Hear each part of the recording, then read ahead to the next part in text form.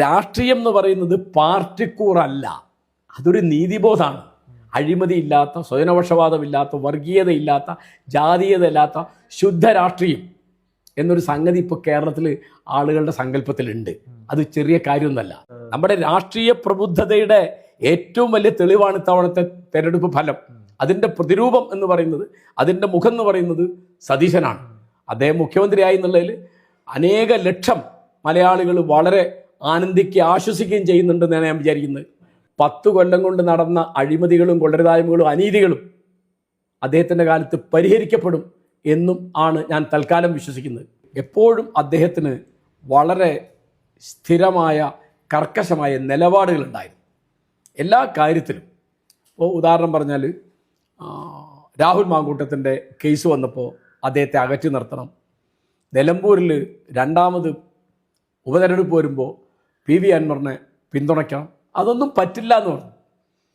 അൻവറിനെ മാറ്റി നിർത്തണം എന്ന് പറഞ്ഞു. പിന്നെ അദ്ദേഹം ഈ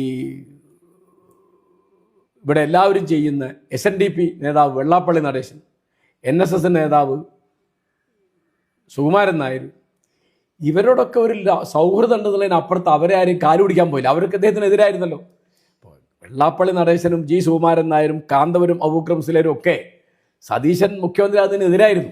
അതുകൊണ്ട് അദ്ദേഹത്തെ പിന്തുണച്ചത്, അദ്ദേഹത്തിന് വോട്ട് ചെയ്തത്, അദ്ദേഹത്തിൻ്റെ വാക്ക് വിശ്വസിച്ചത് കോൺഗ്രസ്സുകാർ മാത്രമല്ല, UDF മാത്രമല്ല, CPM-ലും LDF-ലുള്ള പലരും UDF-ന് തവണ വോട്ട് ചെയ്തു. ഇവിടുത്തെ ഒരു മുസ്ലിയാർ പറഞ്ഞാലും, ഒരു ബിഷപ്പ് പറഞ്ഞാലും, ഒരു വെള്ളാപ്പള്ളി പറഞ്ഞാലും, ഒരു സുകുമാരൻ നായർ പറഞ്ഞാലും വോട്ട് ചെയ്യില്ല എന്ന് വന്നല്ലോ. അത് വലിയ കാര്യമാണ്. 100 സീറ്റ് കിട്ടിയാൽ കാക്ക മലന്ന് പറക്കുമെന്ന് പറഞ്ഞു.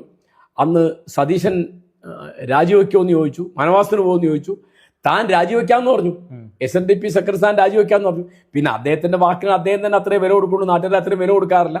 വെള്ളാപ്പള്ളി നടേശൻ എന്തും പറയാം, അദ്ദേഹത്തെ വിലമതിച്ച ഒരാളേ ഉള്ളൂ. ആ ആളുടെ പേര് പിണറായി വിജയൻ എന്നാ. വെള്ളാപ്പള്ളി നടേശനാണ് മിത്രമെങ്കിൽ പിണറായി വിജയന് വേറെ ശത്രു വേണ്ടി വരില്ല.